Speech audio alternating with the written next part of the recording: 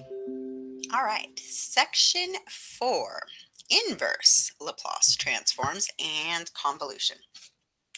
All right, so we're going to start off with this theorem that says let f be a piecewise continuous function of exponential order on 0 to infinity, with big F of s being the Laplace transform of little f. Then the limit as s goes to infinity of the Laplace transform is 0. So what this theorem says, if we were to use the contrapositive and we say if the limit as s goes to infinity is not equal to 0 of this big F function, then no functions of this type exist with big F being the Laplace transform. Does that make sense? So for the we're talking about inverse Laplace transform. So now if I give you the Laplace transform, can you find the function? Well, it will only exist, like that is the Laplace transform of some other function as long as the limit as s goes to infinity is 0. Okay. Um, the other question comes up of, is it unique? Right? If we can we just find one function, or is there more than one function that would produce the same Laplace transform? And that's where theorem 9.6 comes in, is that let f and g be piecewise continuous functions on 0 to infinity with the Laplace transform of little f equal to the Laplace transform of little g for s greater than s naught, for some s naught. Then for t naught, going from 0 to infinity, f of t naught is equal to g of t naught, where f and g are both continuous at t naught. So basically what it's saying is if they're both continuous, then f of t is equal to g of t for all t greater than 0, greater than or equal to 0. What it's saying is that it'll be a unique function. If we're working backwards, we're given a Laplace transform, can we find a unique function whose Laplace transform is that guy? And that's what this theorem gives us. One more thing that neither of these state is that the inverse Laplace transform is a linear transformation, and that is going to help us with some stuff too. So the inverse Laplace transform given by that little f is equal to the inverse Laplace transform of big F is also a linear transformation.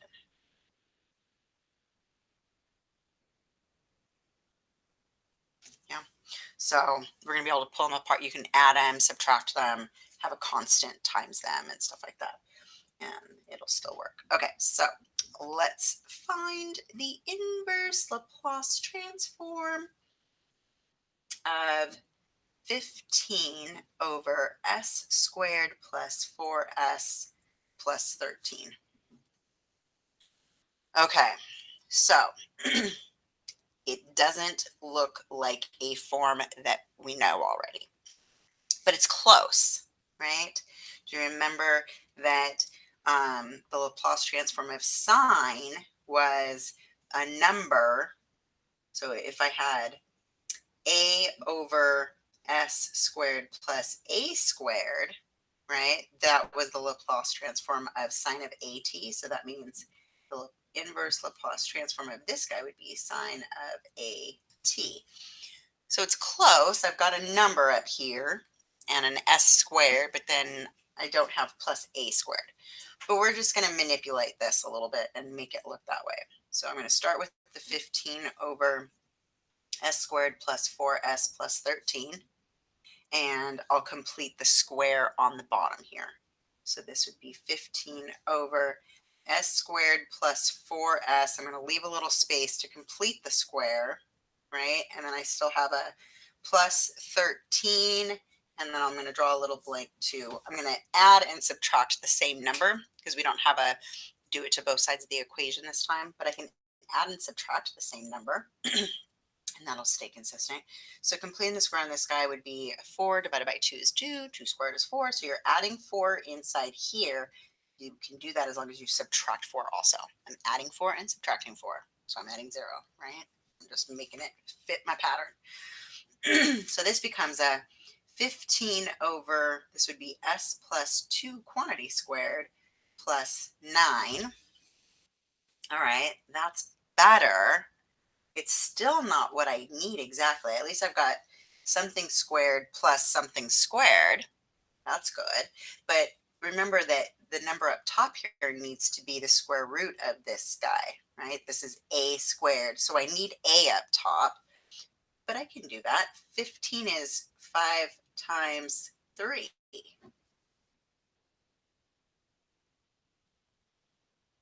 And so now I've just got a 5 times, this is a over s plus 2 squared plus 3 squared, right? So that means that the inverse Laplace transform of 15 over s squared plus 4s plus 13 is equivalent to, I'm going to pull the 5 out, a 5 times the inverse Laplace transform of 3 over s plus 2 quantity squared plus 3 squared. Okay, looking good. Now, do you remember that? So recall that if you have f of s minus c, because it's not just an s squared, it's an s plus 2 squared, right? This was equal to the Laplace transform of e to the ct times little f of t s, right? So here you've got c would be -2, yeah, and your f of t would be sine of 3t because it's because big F of s would have been 3 over s squared plus 3 squared, right? And so then you get that.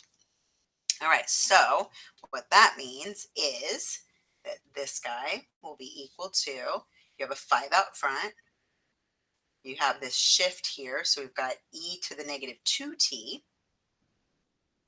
and then times sine of 3t.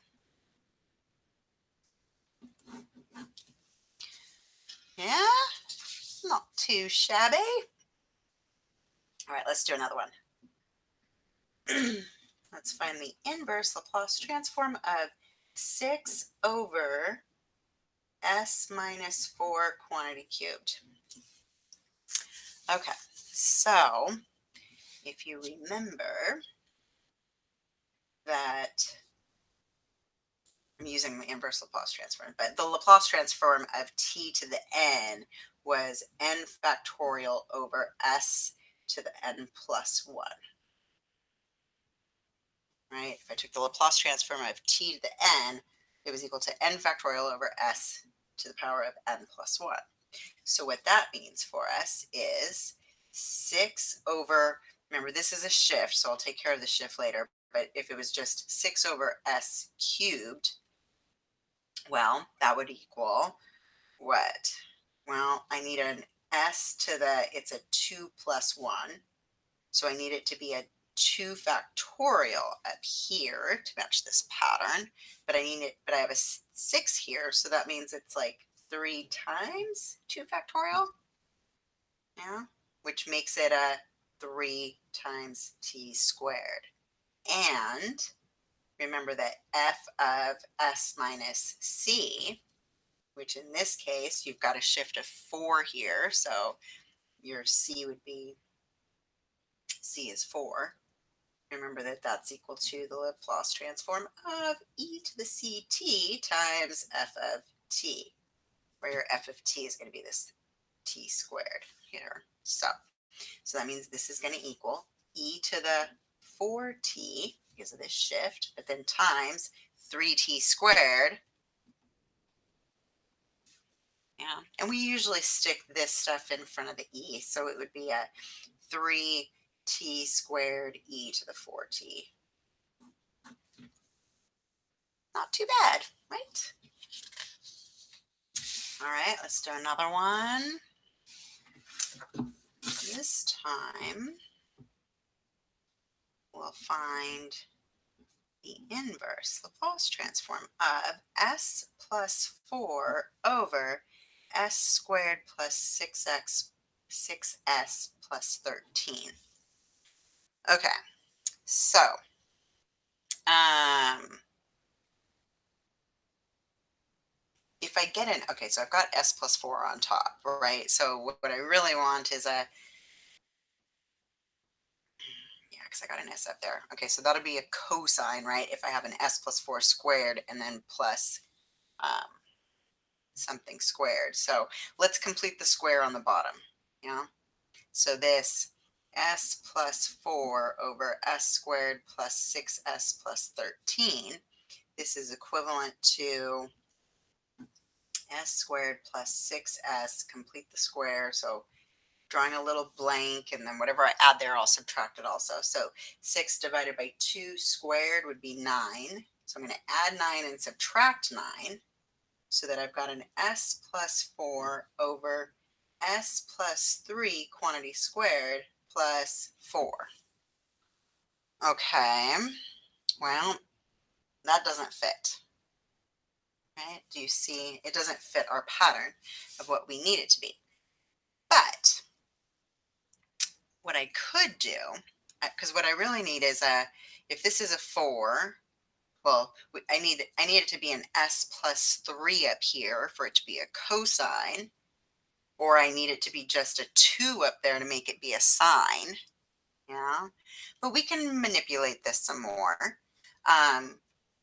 If so, this doesn't fit any pattern, right? It doesn't fit the pattern of what we need for the Laplace. But if we had done the inverse Laplace transform of, I have an s plus 3 down here, right? So if I had an s plus 3 up top, well, that would equal, you're doing a shift of -3, so it's an e to the -3t, and then cosine, when there's an s up here, matches there. This is cosine of 2 squared will give you the 4, so 2t. So if I had that, it would be that. And if I had the Laplace transform of, instead of it being an s plus 4 up here, if it had been a 2 over s plus 3 squared plus 4, yeah, then that's a sine with a shift -3. So this would be a e to the -3t sine of 2t. So those both of those things are true. So can I manipulate this to end up equaling that? Yeah? All right. Well, here's what I know. I know I could do, so s plus 4 over s plus 3 squared plus 4. Would you agree that it is s plus 3 over the denominator plus 1 over the denominator? That's true. Same denominator, keep the denominator, add the numerators, right? And we can do this because the inverse Laplace transform is a linear transformation. All right. Okay, but I'm missing a 2 there. But that's okay, because that means that I can just rewrite this second guy as a, if I need a 2 up here, I can just go times 1/2. That's equivalent. Yeah. All right. So um, I've got this guy represented there, and I've got this guy represented there. I just need a 1/2 in front. And so, and also, you know, the inverse Laplace transform of this guy is equal to the inverse Laplace transform of that guy plus the inverse Laplace transform of that guy, right? Since the inverse Laplace transform is a linear transformation. That's what says that we can split all of that up. I can add them together and I can multiply by a constant and it'll still be the same thing. All right, so that means that this is equal to e to the -3t cosine of 2t.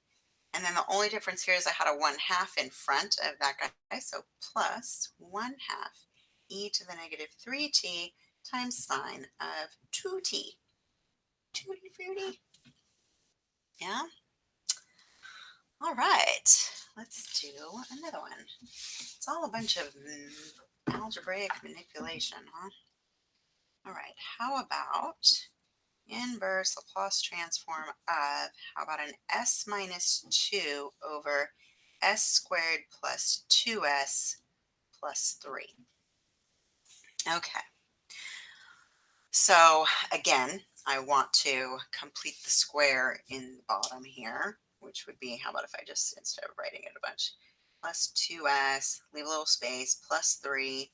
Dividing by 2 would be 1, squaring it would be 1, so I'm adding 1 and subtracting 1, so that this becomes a s plus 1 quantity squared, and then plus 2.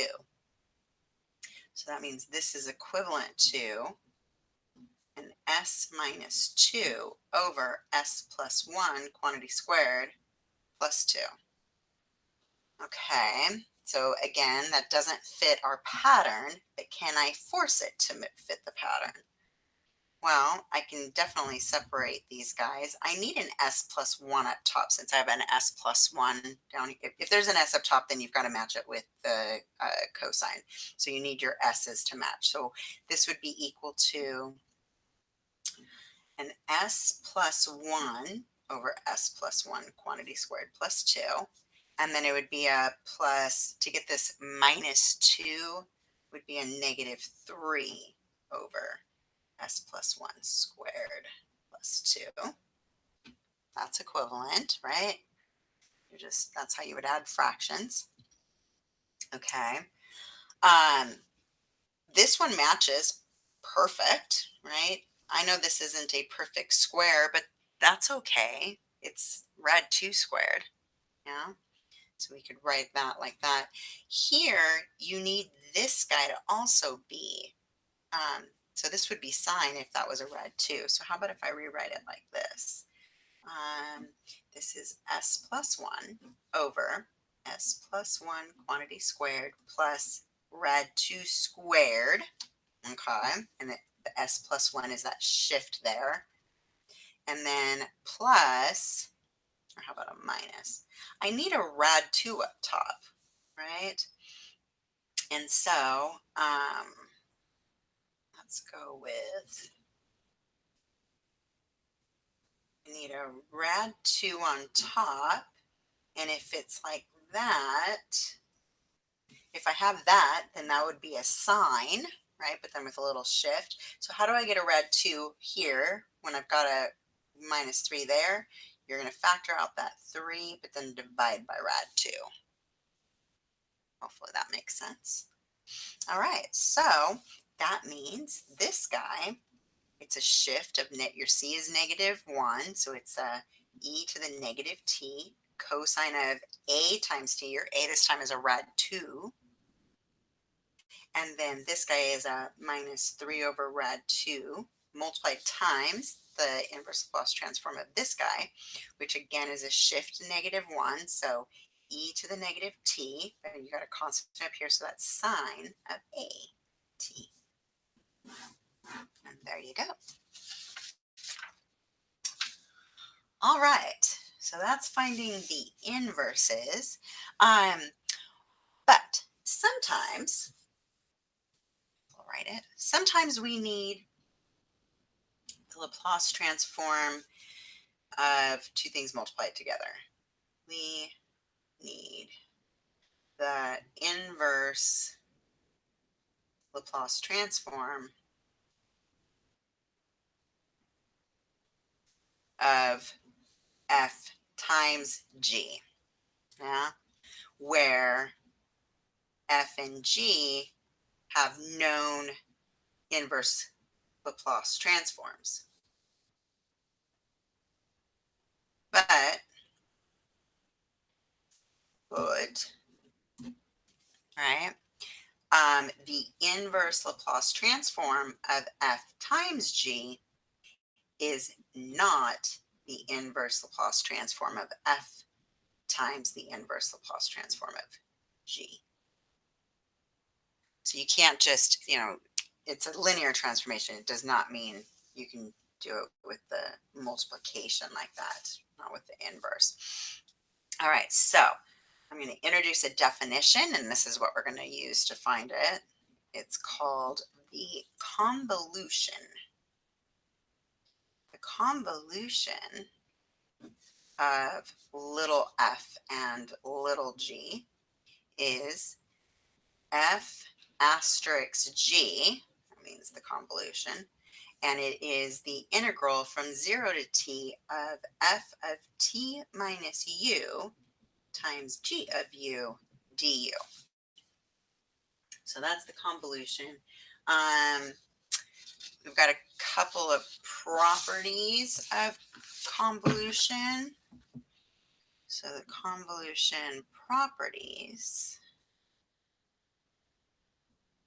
are, there's three of them. The first one is commutative property holds. The convolution of f and g is equal to the convolution of g and f. Commutative property holds. The second property is the associative property holds. The convolution of f and g, then convoluted with h, will give you the same thing as if you had done the convolution of g and h first and then did it with f. So the associative property holds. And the third one is that the Laplace transform on the convolution of f and g is equal to the Laplace transform of f times the Laplace transform of s. This is what we're going to use. Super duper important, because what does this mean? This means that the inverse Laplace transform of big F times big G, which you can't just separate, right?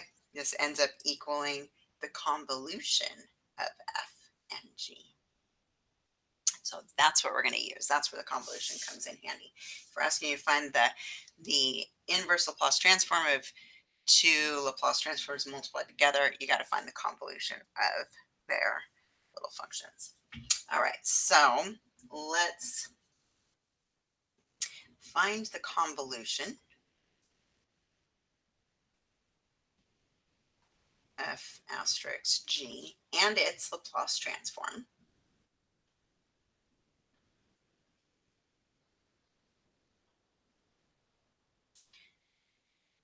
of the convolution for if f of t is e to the negative t and g of t is cosine of t.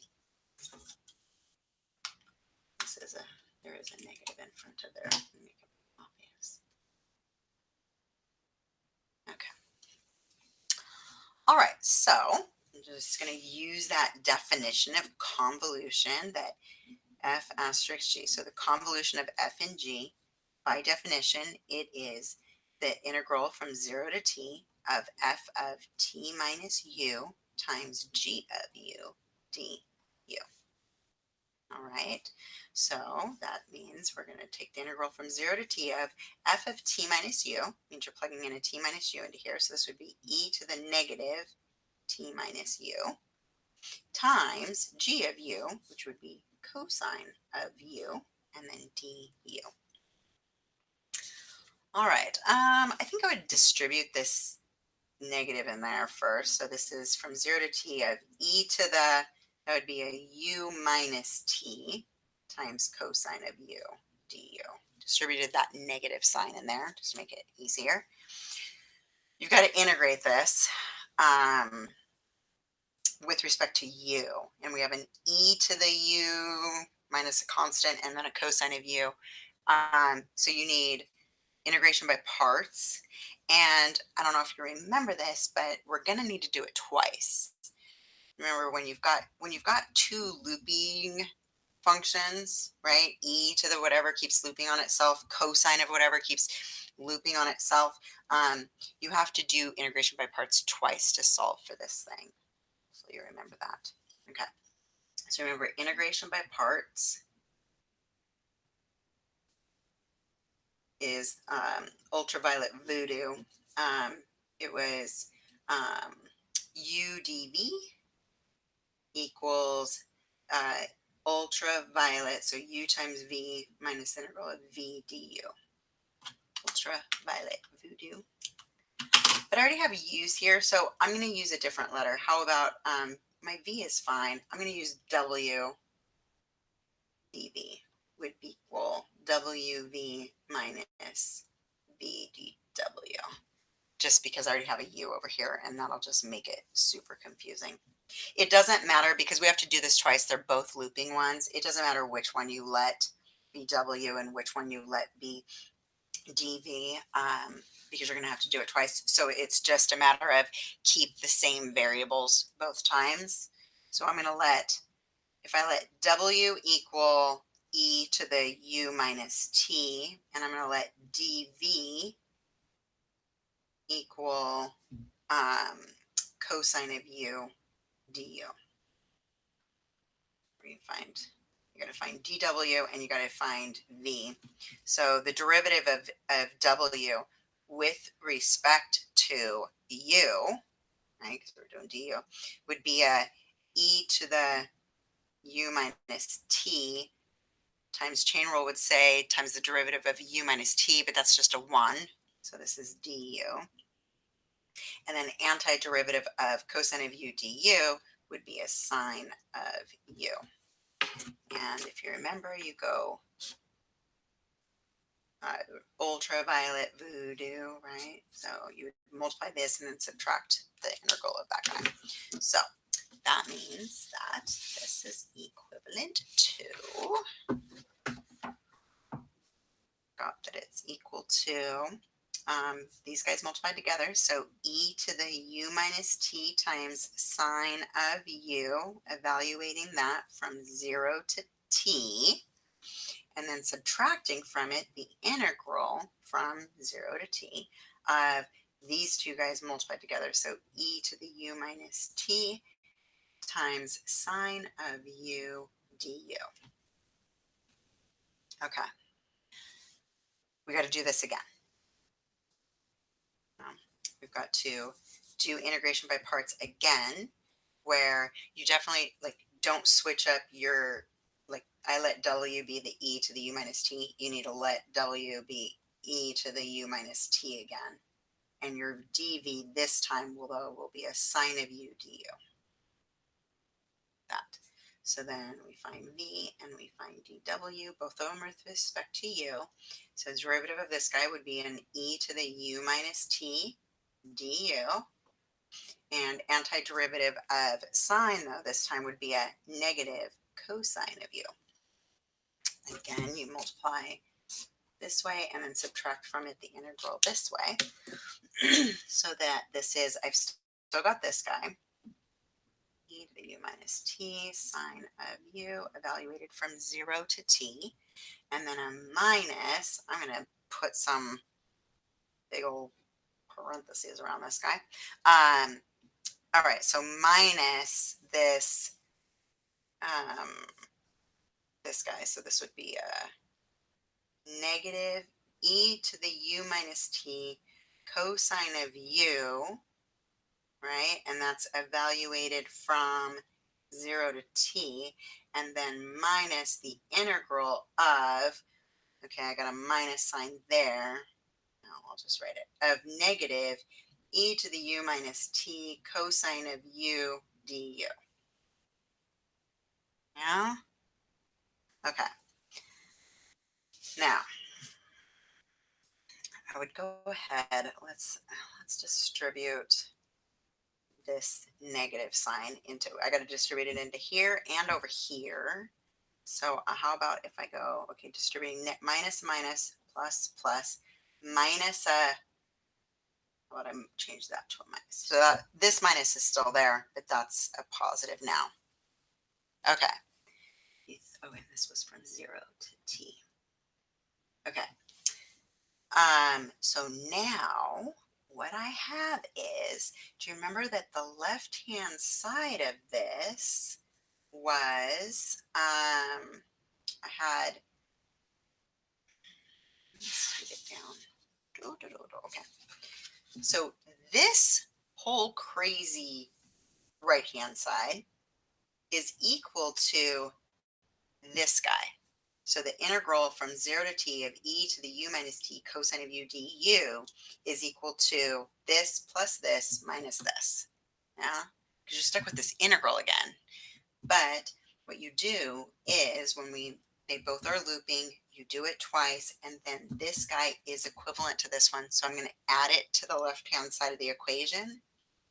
Yeah, I'm going to add this to both sides of the equation so that now my left-hand side is slide it up. It's a 2 times the integral from 0 to t of e to the u minus t cosine of u du is equal to just these two guys. Hopefully that makes sense. We did these last year too. I know it's been a while, but plus e to the u minus t cosine of u from 0 to t. Yeah. Which I guess I could have put both of those in the same thing, but yeah. So the left-hand side had been the same term. I added it over to both sides. You get a 2 in front there. So now this integral of 0 to t of e to the u minus t cosine of u du is equal to 1/2, because I'm dividing both sides by this 2, of whatever I evaluate this guy to be. All right, so how about if I put them together? It's a e to the u minus t sine of u plus an e to the u minus t. I guess I could have factored that out too. Well, and we're evaluating it from 0 to t, where you're plugging it, where this was all du. So these numbers you're plugging in here, you're plugging them into the u's. All right, so this becomes a 1/2 e to the 0 sine of t plus e to the 0 cosine of t, and then minus, plugging in zeros, you would have a e to the negative t sine of 0, well, that'll be 0, plus e to the negative t times cosine of 0. Sorry, I ran out of room. Okay, so then this becomes 1/2 e to the 0 is just 1. So this is sine of t plus cosine of t. This zeroes out, but then a minus e to the negative t. Yeah, this was the convolution. That's f and g, the convolution of f and g. Okay. All right. So now they wanted us to find the convolution. They also wanted us to find the Laplace transform of this convolution. So let's find the Laplace transform of the convolution, which means Laplace transform of the 1/2 times sine of t plus cosine of t minus e to the negative t. All right, well, we can do that. This means I've got the 1/2 out front. The Laplace transform, remember, it's a linear transformation, so you can take them each separately. The Laplace transform of sine of t, your a is 1, so this is 1 over s squared plus 1 squared. Cosine of 1 times t is s over s squared plus 1. And then of e to the negative t is a 1 over s minus negative 1, so plus 1. Like that. There you go. That's the Laplace transform. Let's check it. Yeah, let's check that we did it correctly, because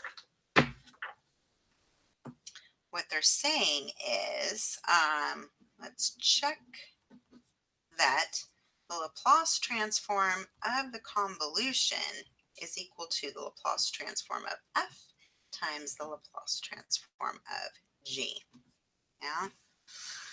All right. So, which would be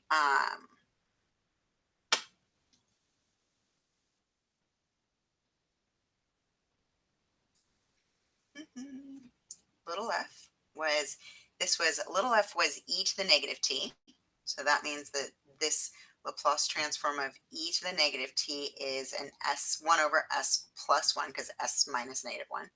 And then the Laplace transform of little g was cosine of t, which makes its Laplace transform s over s squared plus 1, right? So now, that was this side. let's do this side. The Laplace transform of the convolution, well, that would equal 1/2 of, I'm going to take this guy and kind of clean it up. These two have the same denominator, so that would be a 1 plus s over s squared plus 1. Yeah. And then you would need a common denominator in order to add these two or subtract these two fractions. So I've still got the 1/2 out front. This would be I would need to multiply by s plus 1 on top and bottom here. But that's 1 plus s is s plus 1. So this becomes a s plus 1 squared over s squared plus 1 times the s plus 1. And then minus 1 times, I would need to multiply top and bottom by s squared plus 1 to give me that s squared plus 1 times. All I'm doing is getting a common denominator, right? Well, what happens here? Well, your bottom is definitely an s squared plus 1 times an s plus 1. Top, let's expand this. This would be s squared plus 2s plus 1, and then a minus both the s squared and the 1. So a minus s squared and a minus 1. Yeah. And so then that becomes a 1/2 times that's a 2s over s squared plus 1 times s plus 1. Those guys cancel. All right. So the Laplace transform of the convolution, when I simplify it out, will be an s over s squared plus 1 times s plus 1. But yet the Laplace transform of little f times the Laplace transform of little g is 1 over s plus 1 times s over s squared plus 1. You see that this guy and this guy, they're equivalent. So check. They're the same thing. Okay. Let's do another example. We're going to find the Laplace transform using convolutions and partial fractions. So find the inverse Laplace transform two different ways. Using convolutions. How about if I add an a to that, and then also using partial fraction decomp. Okay, so the first one we're going to do is the inverse Laplace transform of 1 over s squared minus 2s. Okay, so here's what I notice. If I factor this denominator, this is the inverse Laplace transform of 1 over s times 1 over s minus 2. Now, so if I'm going to use convolutions,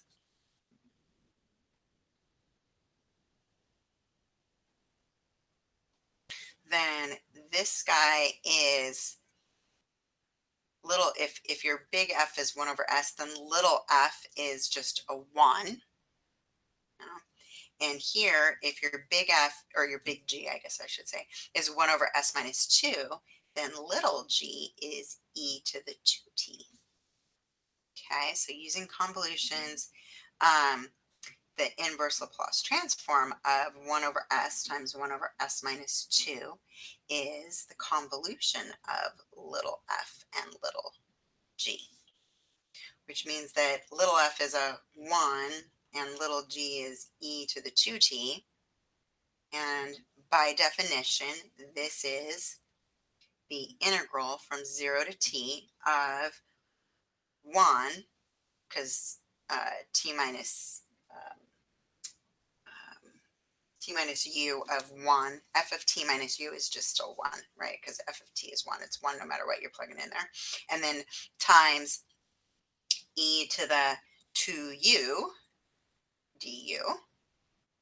And that ends up being the antiderivative of e to the 2u would be e to the 2u, but then chain rule would have said times 2, so we got to undo that. and we're evaluating it from 0 to t.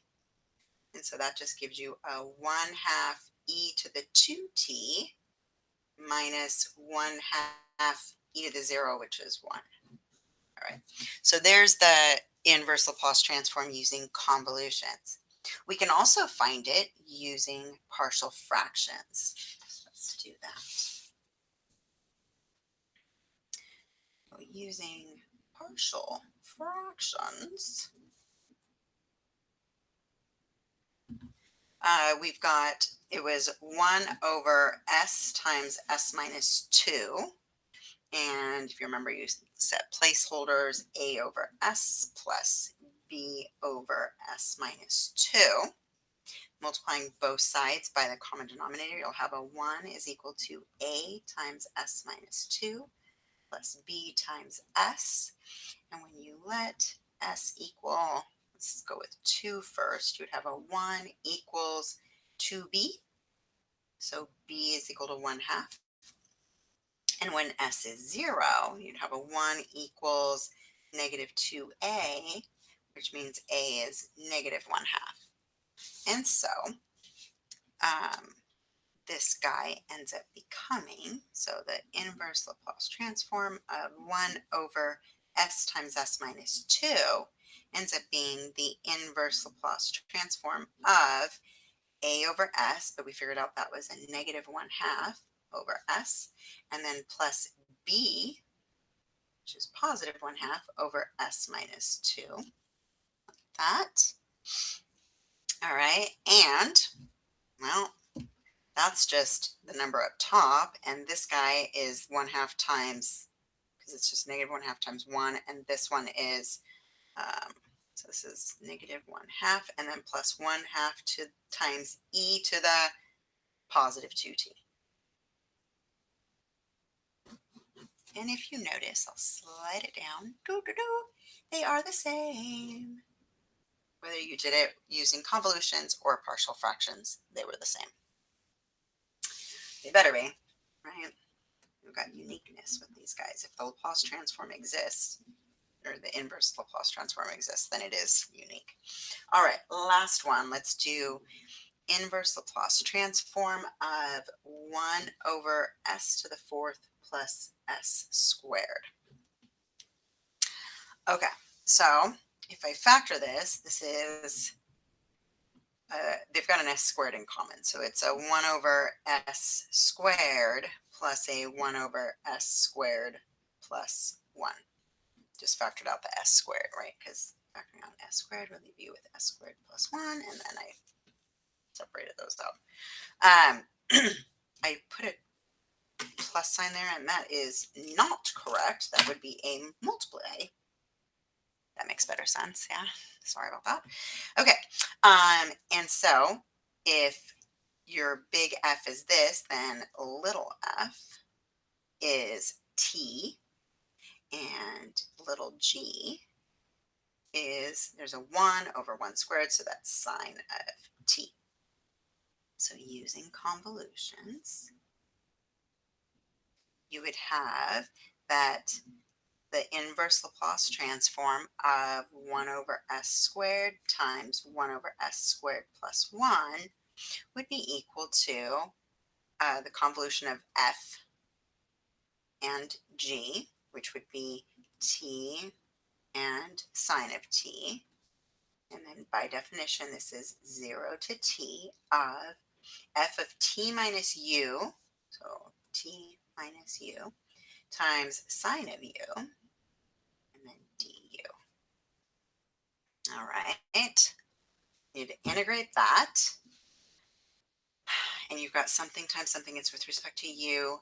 Integration by parts again. This time, though, you've got an algebraic and a loopy loop. And so you can do tabular. Yeah. So if I do tabular, and don't forget, this is with respect to u. I'll do tabular, and it's with respect to u, since it's du. So we got t minus u and sine of u as our two functions. Here, with respect to u, this would be a -1 and then a 0. Antiderivative of sine would be a negative cosine. and then a negative sign for antiderivatives. That way you got a plus and a minus. All right, so that means that this is equal to, I've got a negative t minus u times cosine of u, and then a negative, negative, and a negative. So that's a minus sine of u. And we're evaluating it from 0 to t. Remember, du, you're plugging it into u. Plug into u. I know it gets confusing when there's two different letters and stuff, right? Okay, so when you plug t in, you would have a 0 times cosine of t, right? Minus sine of t, and then subtract from it, plugging in a 0 into u, you would have a negative t times cosine of 0, that'll be a negative t, minus sine of 0, which will be 0. All right, so you've got a negative sine of t, where's that, goes that way, plus t. Nice. All right, now let's do the same thing, but using partial fractions. Oh, this is going to be a doozy. Okay, we got this. Using partial fractions. You definitely see the niceness of the convolutions, right? All right, so I've got a 1 over, it was an s squared times s squared plus 1. And here's how you do partial fractions when it looks like this. You've got a multiplicity on the s, so it needs to be an a over s and a b over s squared. That's how you handle the multiplicities. Hopefully you remember that. This guy is an irreducible quadratic, and so how you handle that one is it's a cs plus d over s squared plus 1. Yeah. All right, so then multiplying by the common denominator, I've got 1 equals a times, one of the s's will cancel there, so s times s squared plus 1 plus b times s squared plus 1 plus cs plus d times s squared. Okay. What can we do? What can we do? Well, I can solve for something. If I let s equal 0, I would have a 1. This term would 0 out. It would be b times 1, 0 plus 0. Okay, so b is 1. You got b is 1. Perfect. To get more, let's expand this out and equate coefficients.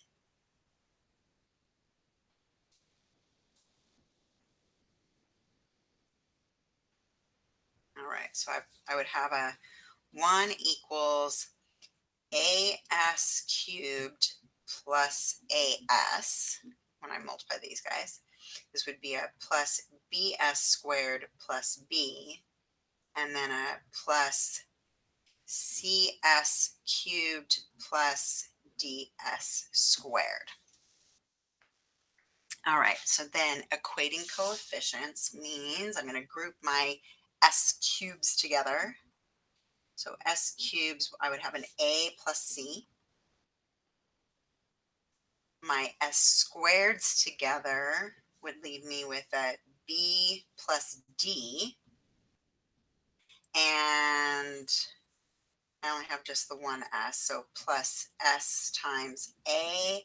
And then what are my constants? There's no s's attached, just b.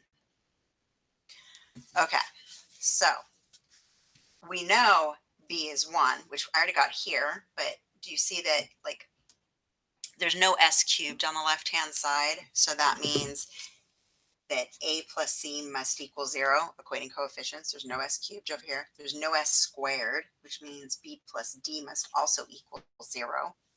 There's no s on the left-hand side, so a must equal 0. And then there's a constant 1, So B must equal 1, which by the way, we already solved up there. Yeah. Okay, so I've got B is 1, and I've got A is 0. So I've got A must be 0, B is 1.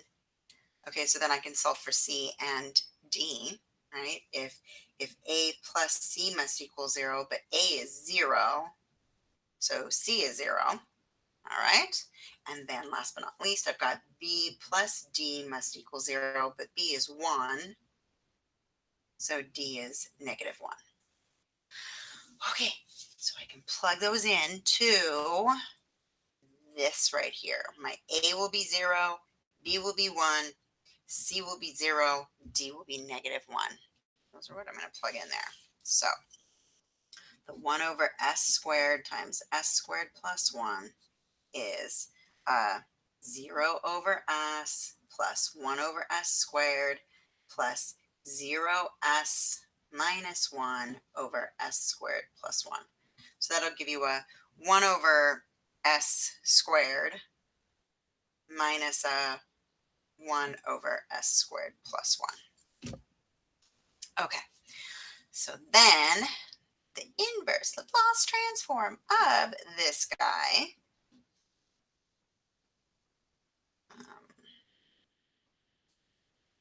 is equal to the inverse Laplace transform of 1 over s squared minus 1 over s squared plus 1. Nice. And if you remember, that is t, and that would be sine of t. And so it's a t minus sine of t, which is what we got when we did convolutions as well. Okay.